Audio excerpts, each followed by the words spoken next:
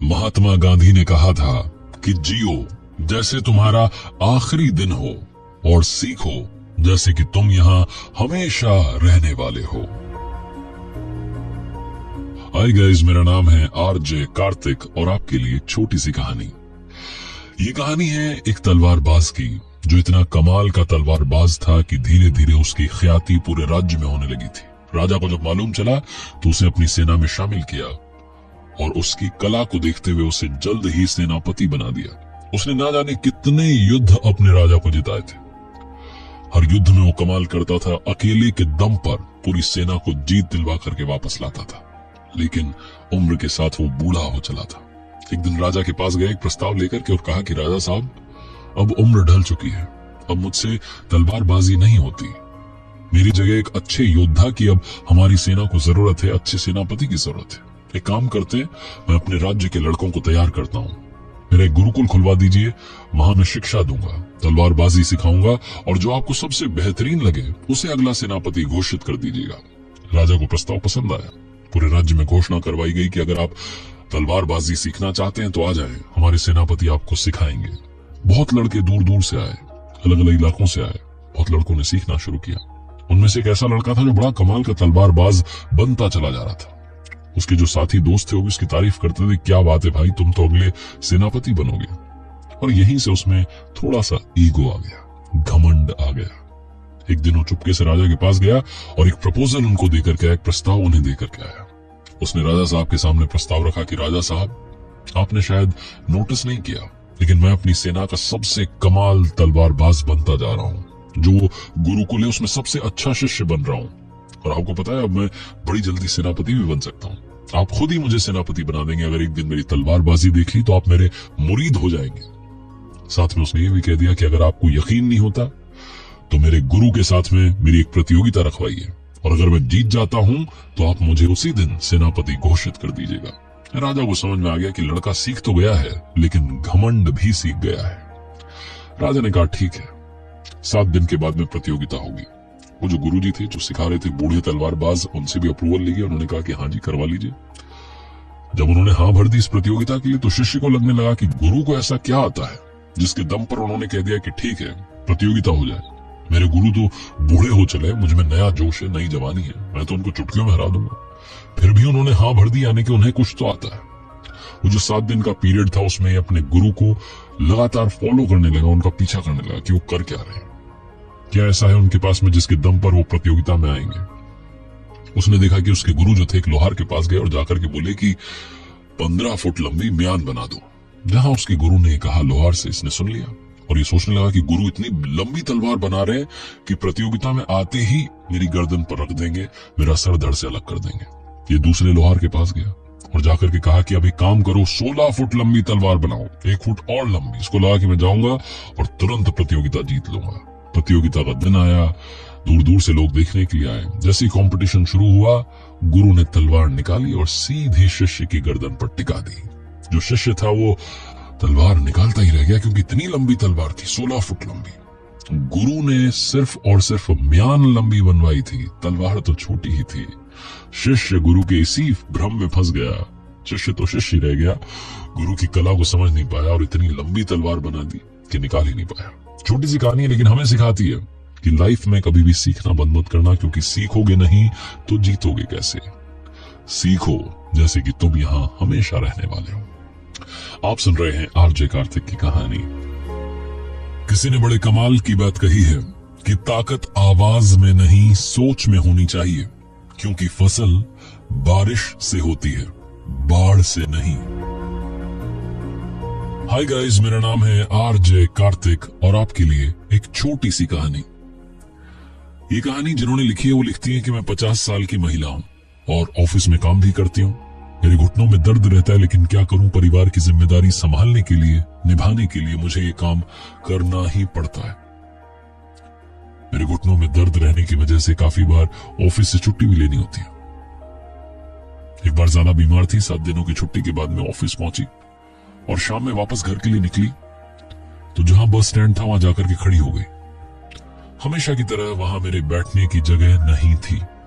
मैं इंतजार कर रही थी कि कब बस आएगी। उस दिन भी बस हमेशा की तरह देरी से पहुंची। और बस खचाखच भरी थी।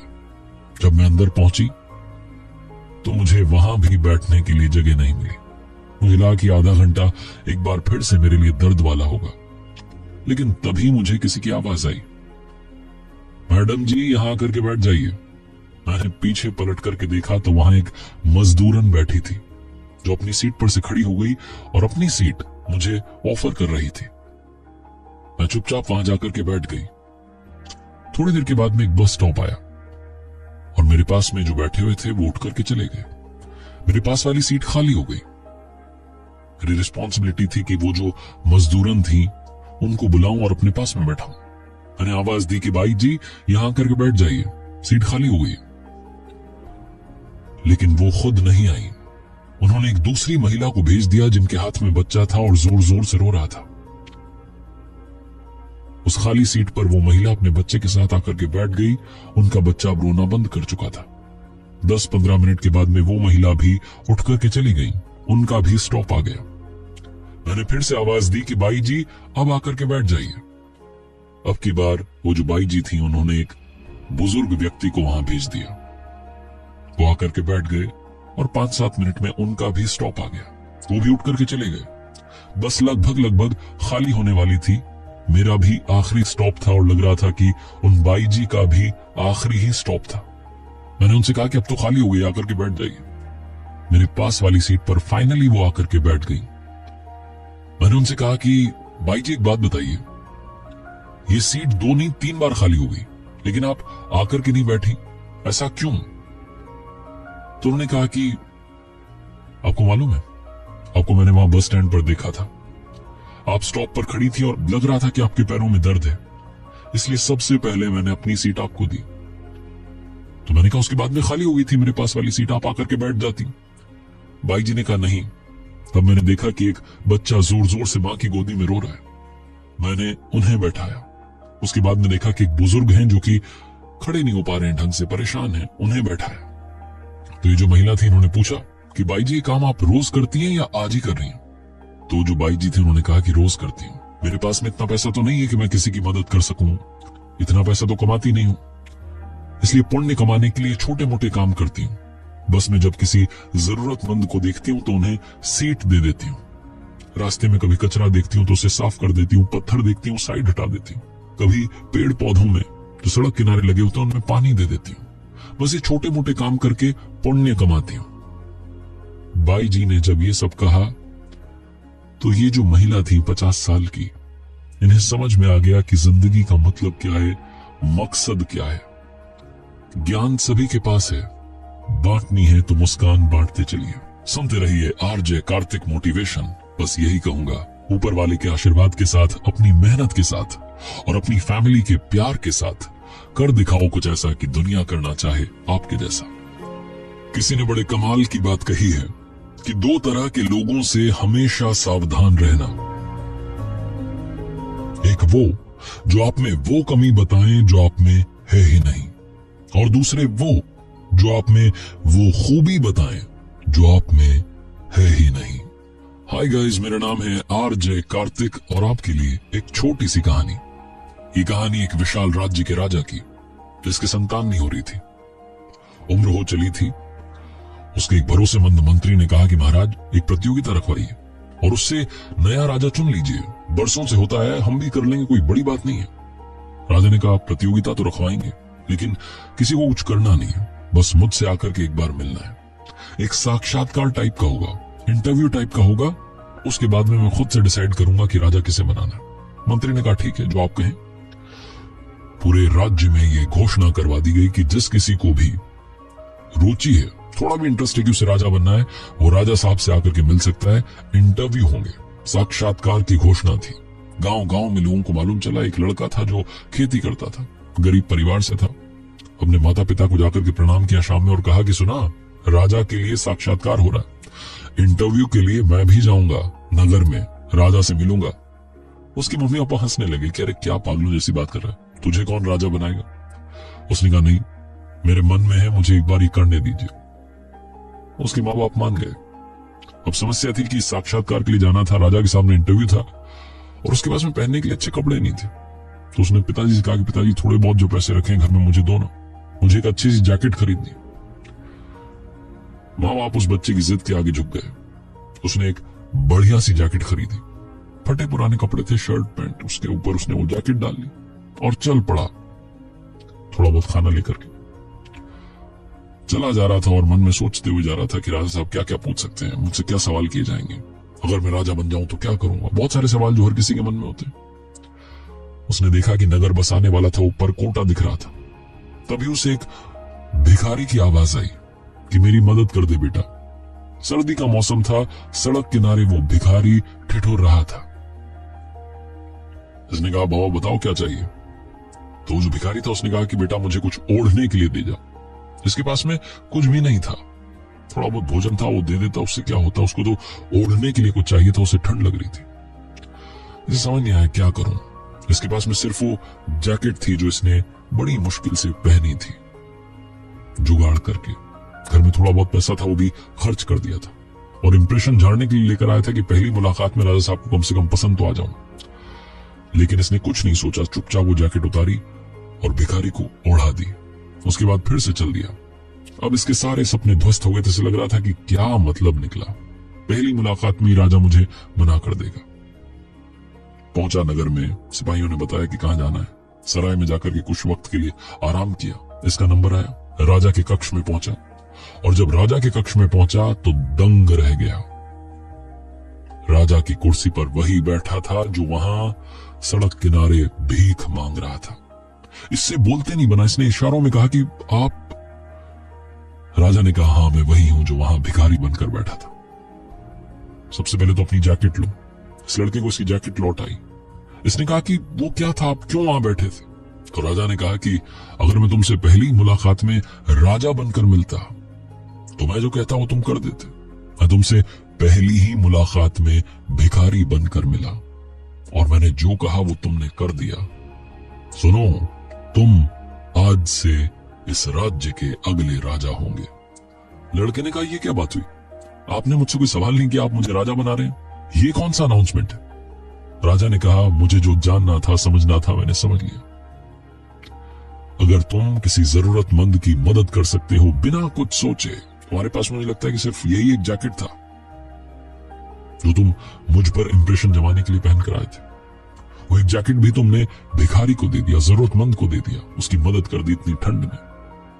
तुम्हारा दिल बहुत बड़ा है, तुम हर किसी का ख्याल रख सकते हो, इसीलिए तुम आज से राजा होंगे। छोटी सी कहानी है लेकिन हम सबको यही सिखाती है। मदद करते चलिए, दुआएं कमाते चलिए, क्योंकि दुआओं में बड़ी ताकत होती है। जिसके पास में दुआएं होती हैं उसका कोई कुछ बिगाड़ नहीं सकता। सुन रहे हैं आप आरजे कार्तिक मोटिवेशन। किसी ने बड़े कमाल की बात कही है कि गुरूर में इंसान को इंसान नहीं दिखता, अपनी ही छत पर खड़े हो जाएं तो अपना मकान नहीं दिखता। हाय गाइस, मेरा नाम है आरजे कार्तिक और आपके लिए एक छोटी सी कहानी। ये कहानी एक जंगल की। शाम का समय था, वहां का मौसम कुछ बदला हुआ था। काली घटाएं छाई हुई थी, डरावना मौसम था। आंधी तूफान आ रखा था और साथ में बिजलियां चमक रही थी। तभी एक बिजली चमकी और बिजली गिरी जंगल में। बिजली के गिरने की वजह से जंगल में आग लग गई। जंगल के सारे जानवर इधर से उधर भाग रहे थे और उनमें भाग रही थी एक सुनहरे रंग वाली हिरणी जो प्रेग्नेंट थी, बच्चों को जन्म देने वाली थी और अपने लिए एक सुरक्षित स्थान ढूंढ रही थी, सुरक्षित जगह ढूंढ रही थी कि कहां जाकर के बच्चों को जन्म दिया जाए। वो जंगल में अपनी जान बचाने के लिए सबसे पहले भागने लगी। भागते भागते नदी किनारे आ गई और अब अपने लिए एक जगह ढूंढने लगी जहां जाकर के बच्चों को जन्म दिया जा सके।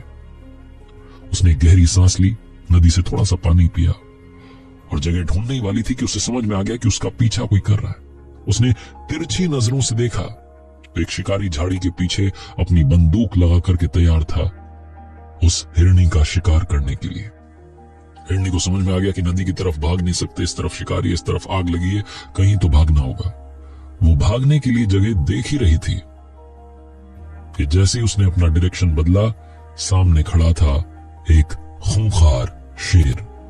अब हिरणी के चारों तरफ समस्या थी। एक तरफ नदी का गहरा पानी था, उसे पार नहीं कर सकती थी। दूसरी तरफ शिकारी था, तीसरी तरफ शेर था, चौथी तरफ जंगल की आग थी। हिरणी चारों तरफ से संकट में घिर चुकी थी। उसने सोचा अब क्या किया जाए, तो उसने सोचा अब एक ही काम बचा है, मरना है तो शान से मरते हैं। शिकारी की तरफ अपना चेहरा करके फेस करके खड़ी हो गई, आंखें बंद कर ली, ऊपर वाले को धन्यवाद करने लगी इस जीवन के लिए और साथ में प्रार्थना करने लगी कि भगवान चमत्कार कर दो, मेरी जान बचा लो, मेरे नन्हे मुन्ने इस दुनिया में आ जाएं, उन्हें ये दुनिया देखने का अवसर दे दो।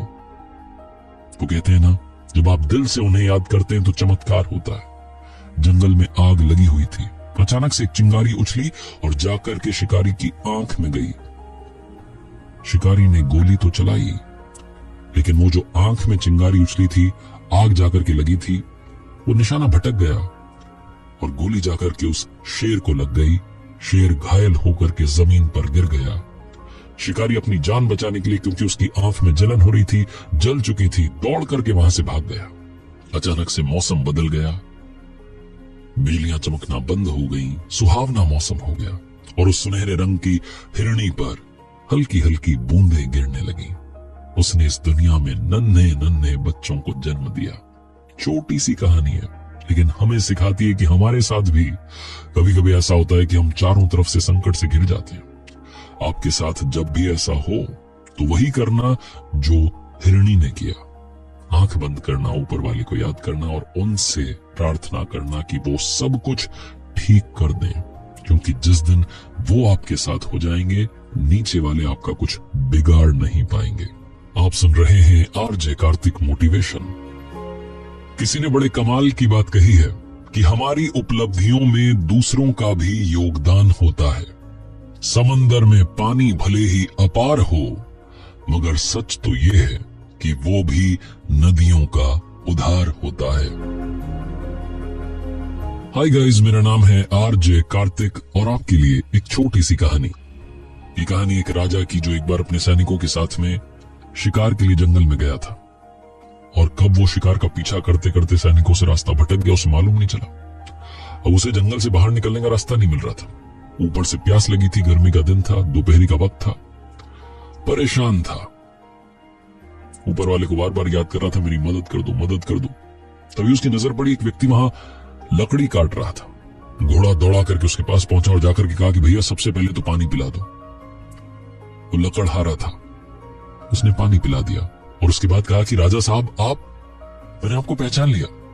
राजा ने कहा क्या बात है, बस मुझे सबसे पहले तो पानी पिलाने के लिए धन्यवाद। अब ये बता दो कि रास्ता कहां से मिलेगा, वापस अपने राजमहल जाना है। लकड़हारे ने वो जंगल के रास्ते होते हैं बता दिए, कैसे से आप चले जाना। राजा बहुत खुश था।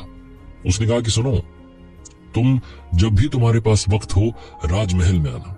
इस वक्त मेरे पास में तुम्हें कुछ देने के लिए नहीं है, तुम राजमहल में आना, तुम्हारा उपहार मुझ पर बकाया रहा, वो गिफ्ट तुम्हें वहां मिलेगा, आ जाना। लकड़हारा बड़ा खुश हुआ कि क्या बात है, राजा साहब मुझे तोहफा देंगे। शाम में घर गया, बीवी को बताया कि जब भी हमारे पास वक्त होगा वहां जाएंगे, मिलेंगे उनसे। बीवी ने कहा क्या वक्त होगा, कल ही चले जाओ। अगले दिन लकड़हारा पहुंच गया राजमहल में। सैनिकों से कहा कि मैं लकड़हारा हूं, मुझसे राजा साहब ने कहा था मिलने के लिए। वो सैनिक हंसने लगे कि क्या पागल हो गया, तुमसे क्यों मिलेंगे। उसने कहा नहीं, एक बार जाकर के बात करो। सैनिकों ने जाकर के राजा को बताया कि एक लकड़हारा आपसे मिलने के लिए आया। राजा पहचान गया, उसने कहा हाँ अंदर बुला लो। लकड़हारा पहुंचा। उसके हाल को देख करके राजा को समझ में आ गया कि बहुत गरीबी में जी रहा है। राजा सोच में पड़ गया कि क्या तोहफा दूं। फिर उसे याद आया कि उसके पास में एक बगीचा था, लकड़हारा है, लकड़ी की समझ होगी। यही सोच करके राजा ने उसको एक बड़ा सा बगीचा दे दिया। लकड़हारा बड़ा खुश हुआ, बीवी को बताया कि इतना बड़ा बगीचा हमारे नाम कर दिया है। लकड़हारा था, क्या करता, लकड़ियां काटने लगा, कोयला बनाने लगा, कोयला बेचने लगा। कुछ दिनों के बाद में राजा को लगा कि एक बार जाकर के देखते हैं बगीचे का क्या हाल है। जब पहुंचे तो देखा पूरा बगीचा वीरान पड़ा था, कोयले के ढेर लगे थे। राजा अंदर पहुंचा, जाकर के लकड़हारे से मिला। उसने धन्यवाद किया कि महाराज आपकी वजह से हमारी जिंदगी ठीक ठाक हो गई। पहले हम बहुत गरीब थे, अब तो थोड़ा बहुत पैसा मिल जाता है, ये लकड़ियां जला करके कोयला बनाता हूं, बेच आता हूं। राजा ने कहा ये तुमने क्या कर दिया, एक काम करो, एक छोटा सा लकड़ी का टुकड़ा उसे दिया उस बगीचे में से और कहा कि सुनो, इसे बेच करके आओ। वो बेचने के लिए बाजार में गया लकड़हारा, और वो छोटा सा लकड़ी का टुकड़ा कोयले से कई गुना दाम में बिका। लकड़हारे को तब जाकर के समझ में आया कि इतनी महंगी लकड़ी का पूरा बगीचा राजा ने मेरे नाम कर दिया था। जाकर के राजा के चरणों में गिर गया, माफी मांगने लगा कि माफ करना, आपने मुझे हीरा दिया था, मैं उसे लोहा समझता रहा। छोटी सी कहानी, लकड़हारे, चंदन की लकड़ी, बगीचा राजा की नहीं है, आपकी हमारी है। हम सबको भी ये चंदन की लकड़ी मिली है, बगीचा मिला है। हर एक श्वास, हर एक सांस जो अंदर जा रही है, बाहर आ रही है, ये वो चंदन है जिसे हम ऐसे ही बर्बाद कर रहे हैं, कोयला बना रहे हैं। इसका ध्यान रखिए, अपनी जिंदगी का मकसद ढूंढिए और उस मकसद को पाने के लिए लग जाइए, क्योंकि बड़े भाग्य मानुष तन पावा। बस इतना सा कहना चाहूंगा। सुनते रहिए आरजे कार्तिक मोटिवेशन। किसी ने बड़े कमाल की बात कही है कि अगर मैं सोचूं कि मुझे किसी की जरूरत नहीं तो ये मेरा अहम है, और अगर मैं सोचूं कि सबको मेरी ही जरूरत है तो ये मेरा वहम है। हाय गाइस, मेरा नाम है आरजे कार्तिक और आपके लिए एक छोटी सी कहानी। ये कहानी 12 साल की एक लड़की की जो बड़े होकर के ओलंपिक्स में अपने देश के लिए मेडल जीतना चाहता था। इतना तेज दौड़ता था कि पूरे शहर में सिर्फ और सिर्फ उसी की चर्चा थी, उसी की बात होती थी। उस लड़के का कॉन्फिडेंस इतना ज्यादा था कि उसने कहा कि मेरे लिए एक रेस रखवाई जाए। शहर भर के लोगों को मालूम था कि रेस जब भी होगी लड़का ही जीतेगा। देश के दूसरे 2 अलग अलग शहरों से और तेज दौड़ने वाले उसके जैसे ही 2 रनर्स को बुलाया गया। उसी की उम्र के थे, 12 साल के लड़के थे। पूरे शहर में हल्ला हो गया। रेस को देखने के लिए बहुत लोग आए और उस रेस के जो चीफ गेस्ट थे वो एक प्रोफेसर थे, उस शहर के सबसे विद्वान व्यक्ति थे।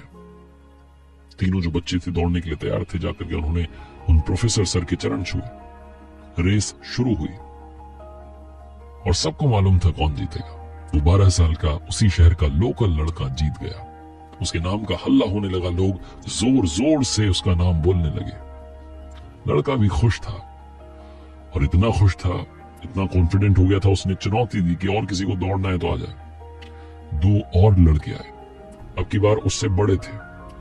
फिर से रेस शुरू हुई, विसिल बजी और अब की बार भी विनर यही लड़का बना। जबकि वो दोनों लड़के इससे उम्र में बड़े थे, लेकिन तब भी ये सबसे तेज दौड़ा। दौड़ करके वो जो प्रोफेसर सर थे उनके पास गया और जाकर के बोला कि सर देखा, मुझसे बड़े लड़के आ गए तब भी जीत मेरी ही हुई है। प्रोफेसर ने कहा कि ठीक है, अच्छा है, बधाई हो तुम्हें, लेकिन अब एक आखिरी रेस होगी। अब की बार तुम्हें 2 और लोगों के साथ में दौड़ना है। प्रोफेसर सर ने कहा कि वो जो 2 लोग होंगे उन्हें मैं चुनूंगा। उन्होंने 2 लोग चुने। एक दिव्यांग थे जिन्हें कम दिखाई देता था और दूसरी एक बूढ़ी महिला थी जिनकी उम्र काफी हो चली थी। उन दोनों के साथ में इस लड़के को दौड़ना था। इसका सारा कॉन्फिडेंस गायब हो गया। इसने बोला कि ये कौन सी रेस है? प्रोफेसर साहब ने कहा कि रेस तो यही है, आपको पार्टिसिपेट करना है, क्योंकि आप ही ने कहा कि जो दौड़ना चाहता है आ जाए। ये दोनों आपके साथ दौड़ना चाहते हैं। विसिल बजी, रेस शुरू हुई। लड़के ने दौड़ना शुरू किया, दौड़ करके फिनिशिंग लाइन पर पहुंच गया। लेकिन अब की बार किसी ने भी ताली नहीं बजाई, कोई हल्ला नहीं हुआ, किसी ने इसका नाम नहीं चिल्लाया। दौड़ करके प्रोफेसर साहब के पास गया और जाकर के पूछा कि सर क्या हुआ? अब की बार तो किसी ने मेरा नाम ही नहीं लिया, कोई हल्ला ही नहीं हो रहा है, कोई खुशी नहीं दिख रहा है। प्रोफेसर साहब ने कहा कि देख रहे हो, जो तुम्हारे बाकी 2 साथी थे वो तो अभी तक नहीं पहुंचे और तुमने रेस फिनिश कर ली। एक काम करो ना, अब की बार फिर से दौड़ो और दोनों साथियों को साथ लेकर के दौड़ो। चौथी बार रेस शुरू हुई, विसिल बजी। ये लड़का, इसने एक हाथ से तो दिव्यांग का हाथ पकड़ा, दूसरे हाथ से उन अम्मा का हाथ पकड़ा, उन दोनों को साथ लेकर के लड़का चलने लगा। इसकी जिंदगी की वो अब तक की सबसे स्लो रेस थी। बहुत समय लगा, लेकिन तीनों साथ साथ फिनिशिंग लाइन पर पहुंच गए। जहां उस फिनिशिंग लाइन पर पहुंचे, जोरदार तालियां बजी, हर कोई खुश था, मुस्कुरा रहा था। लड़का दौड़ करके उन प्रोफेसर सर के पास गया और जाकर के बोला कि सर बताइए ना, अब की बार किसके लिए तालियां बज रही हैं, किसके लिए इतने लोग खुश हैं। प्रोफेसर ने कहा कि बेटा ये तालियां विनर के लिए नहीं बज रही, ये तालियां इस रेस के लिए बज रही हैं जिसे जिंदगी की रेस कहा जाता है। और बेटा तुमने पता नहीं कितने कंपटीशन जीते होंगे और आगे ना जाने कितने जीतोगे, तुम बहुत अच्छे रनर हो, लेकिन आज की रेस में तुमने लोगों का दिल जीता है और यही सबसे ज्यादा इस दुनिया में इंपॉर्टेंट है। छोटी सी कहानी है, लेकिन ये जिंदगी की रेस वाली कहानी हम सबको सिखाती है कि जिंदगी की रेस में इतने आगे मत निकल जाना कि आपके पीछे अपने छूट जाएं, उन्हें साथ लेकर के जाना। क्योंकि रतन टाटा साहब ने कहा है कि अगर तेज चलना है तो अकेले चलो और दूर तक चलना है तो सबके साथ चलो। सुनते रहिए आरजे कार्तिक मोटिवेशन।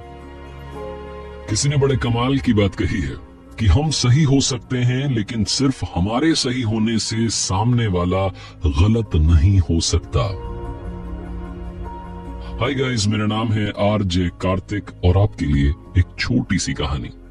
ये कहानी एक बादशाह की, जिसकी आदत थी भेष बदल करके अपने वजीर के साथ में घूमता था राज्य में और पता करता था कि सब कुछ ठीक चल रहा है नहीं चल रहा है, जो नियम उसने बनाए हैं, जो पॉलिसीज बनाई हैं, उनको फॉलो किया जा रहा है कि नहीं किया जा रहा है, लोगों के बीच में कहीं कोई झगड़ा तो नहीं, किसी बात से नाराज तो नहीं है। एक बार ऐसे ही निकला हुआ था भेष बदल करके, बाजार का दौरा कर रहा था।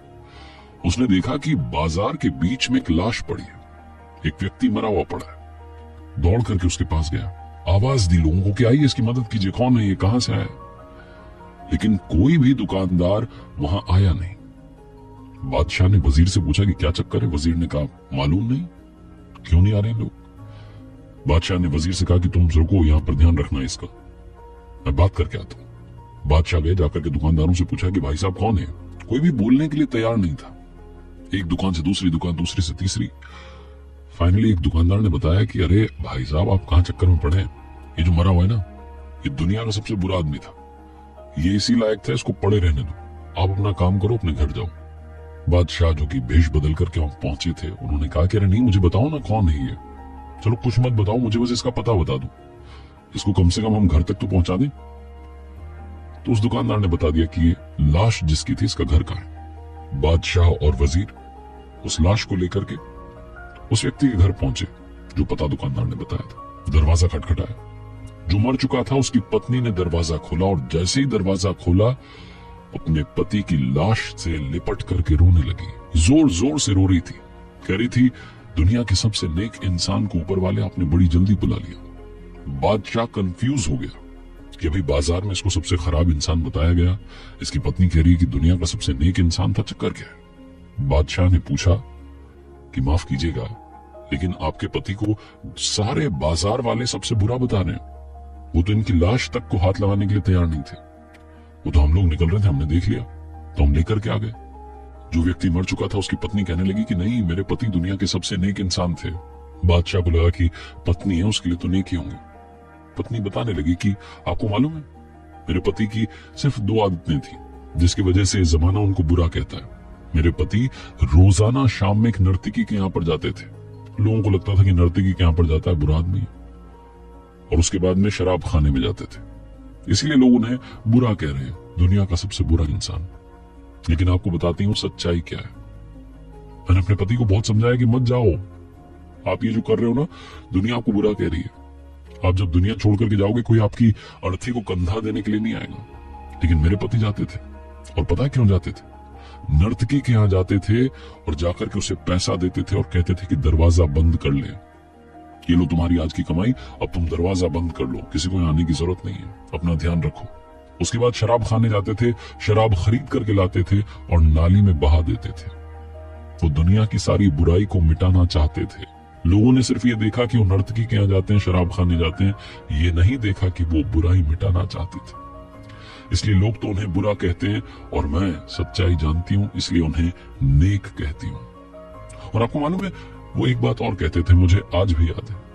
वो कहते थे कि देखना जब मैं मरूंगा ना, तुम कहती हो ना मेरी अर्थी को कोई कंधा देने के लिए नहीं आएगा, मेरी अर्थी को कंधा देने के लिए उस वक्त का बादशाह और नेक लोग आएंगे। जहां उस महिला ने अपने पति के बारे में बताया, बादशाह चौंक गया।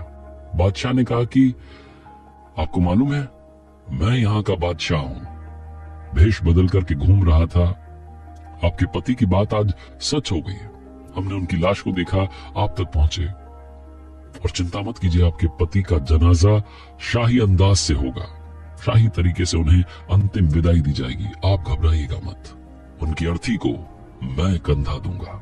छोटी सी कहानी लेकिन बहुत बड़ा मैसेज देती है। हमें दूसरों को जज करना बंद कर देना चाहिए। जैसा कि मैंने शुरुआत में कहा, आप सही हो सकते हैं, लेकिन सिर्फ आपके सही होने से सामने वाला गलत नहीं हो सकता। अपना समय दूसरों को जज करने में बंद कीजिए और अपने समय का सही इस्तेमाल कीजिए। कर दिखाओ कुछ ऐसा कि दुनिया करना चाहे आपके जैसा। सुनते रहिए आरजे कार्तिक मोटिवेशन। किसी ने बड़े कमाल की बात कही है कि भगवान बोलते हैं कि तू वही करता है जो तू चाहता है, फिर वही होता है जो मैं चाहता हूं। इसीलिए तू वही कर जो मैं चाहता हूं, फिर वही होगा जो तू चाहता है। हाय गाइस, मेरा नाम है आरजे कार्तिक और आपके लिए एक छोटी सी कहानी। ये कहानी भगवान श्री कृष्ण और उनके सखा धनुर्धर अर्जुन की। एक बार भगवान श्री कृष्ण और अर्जुन घूमने के लिए निकले हुए थे, तो उन्होंने देखा कि एक ब्राह्मण देव भिक्षा मांग रहे। उनका हाल देख करके अर्जुन को तरस आ गया। उसने भगवान श्री कृष्ण से कहा कि ये भिक्षा मांग रहे हैं, सही नहीं हो रहा है। इनको घर पर रहना चाहिए, ज्ञान बांटना चाहिए, इनकी जिंदगी कैसे सुधरेगी। तो भगवान ने कहा कि सोचो और सुधार दो। अर्जुन ने उन ब्राह्मण देव को अपने पास बुलाया और कहा कि महाराज, आप ये भिक्षा मांगते हुए अच्छे नहीं लग रहे। एक काम कीजिए ना, मैं आपको सोने के सिक्के देता हूं, आप जाइए और खुशी से अपनी जिंदगी बिताइए। खुश होकर के अर्जुन ने उसके पास में सोने के सिक्के थे, ब्राह्मण देव को दे दिए। वो जो पंडित जी थे चले गए अपने घर झोपड़ी की तरफ। खुश हो रहे थे कि आज तो कमाल हो गया। अपने बारे में सोच रहे थे, परिवार के बारे में सोच रहे थे कि सब कुछ बदल दूंगा, जिंदगी बदल जाएगी। तभी अचानक से एक लुटेरा आया और उनको लूट करके चला गया। वो जो पोटली थी सोने के सिक्कों की, वो उनसे छीन करके भाग गया। पंडित जी कुछ नहीं कर पाए। घर पहुंचे, जाकर के अपनी पत्नी को बताया कि आज तो किस्मत बदलने वाली थी। धनुर्धर अर्जुन मिले थे, भगवान श्री कृष्ण मिले थे, उन्होंने मेरी मदद की, मुझे सोने के सिक्कों की पोटली दी, लेकिन एक लुटेरा लूट करके भाग गया। कुछ देर के लिए पत्नी भी उदास रही, पंडित जी भी उदास रहे, लेकिन कोई नहीं, जो काम करते थे वही करने लगे। अगले दिन से फिर से भिक्षा मांगने के लिए निकल पड़े। अर्जुन और भगवान श्री कृष्ण एक बार फिर से घूमने के लिए निकले थे। उन्होंने देखा कि यही पंडित जी कल भी दिखे थे, आज भी दिख रहे हैं, आज भी भिक्षा मांग रहे हैं। बुलाया अर्जुन ने पंडित जी को और पूछा कि क्या हुआ महाराज। पंडित जी ने कहा कि क्या बताएं, कल आपने जो सोने के सिक्कों की पोटली दी थी, एक लुटेरा आया और लूट करके चला गया। मैं कुछ नहीं कर पाया। अर्जुन को थोड़ा और तरस आ गया। अर्जुन ने अपनी बार एक मोती दिया और कहा कि ये अनमोल मोती है, इससे आपकी जिंदगी पलट जाएगी, बदल जाएगी, ले जाइए। पंडित जी बड़े खुश हुए, खुशी खुशी फिर से अपनी झोपड़ी की तरफ चल दिए। जब झोपड़ी में पहुंचे तो देखा पत्नी नहीं थी, वो पानी भरने के लिए गई हुई थी नदी किनारे। पंडित जी सोच रहे थे क्या करूं, कहां छुपाऊं इसको, अब की बार फिर से कोई लूट करके ना ले जाए। तो एक पुराना घड़ा था, उसमें जाकर के उस मोती को छुपा दिया और पंडित जी आराम करने लगे। इस बीच में उनका दुर्भाग्य देखिए कि पंडिताइन जो गई हुई थी नदी किनारे पानी भरने के लिए, उनके हाथ से घड़ा छूट गया, नया का नया घड़ा फूट गया। लौट करके घर में आई, झोपड़ी में देखा एक पुराना घड़ा रखा था, अब पानी तो चाहिए। वो पुराना घड़ा उठा करके ले गई, नदी में जैसे ही डुबोया वैसे ही वो मोती खिसक करके नदी में गिर गया। उनको पता नहीं था। वो पानी भर के वापस आई और देखा पंडित जी गुस्से में थे, उदास थे, कह रहे थे क्या कर दिया, उस पुराने घड़े में मैंने मोती छुपाया था। पंडित जी की पत्नी ने कहा कि माफ करना, मुझे पता नहीं था। अगले दिन फिर से वही काम करने लगे, भिक्षा मांगने जाने लगे। एक बार फिर से भगवान श्री कृष्ण और उनके सखा अर्जुन घूमने के लिए निकले।